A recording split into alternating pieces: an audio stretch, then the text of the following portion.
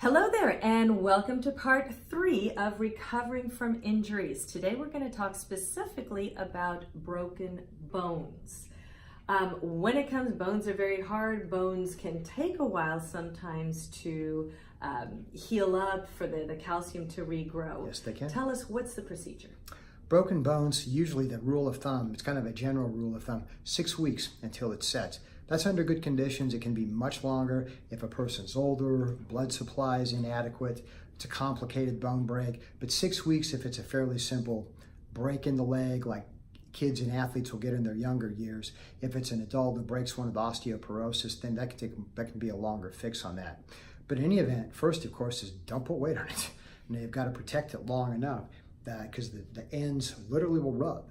They start to calcify a little bit, but it's not very strong. First couple of weeks, your doctor can see it on x-rays. Looks like a lump, kind of a cloud around it.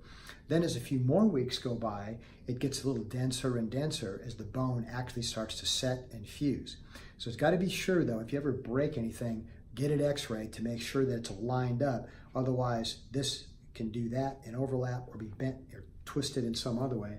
And that's when typically what I might see in my clinic from time to time, some person's leg are shorter.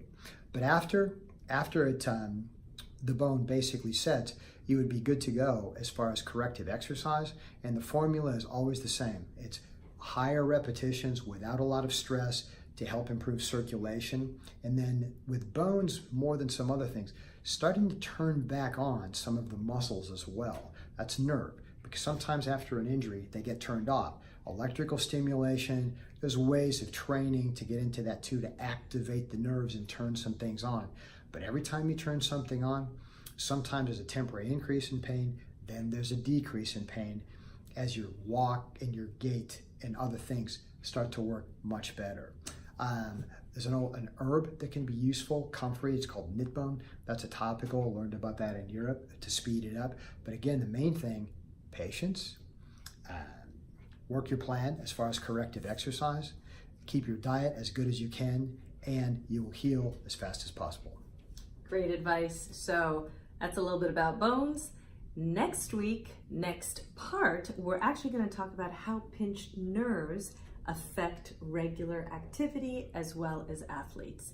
Once again, if you have any other questions, let us know and we'll be able to answer them. See you next time.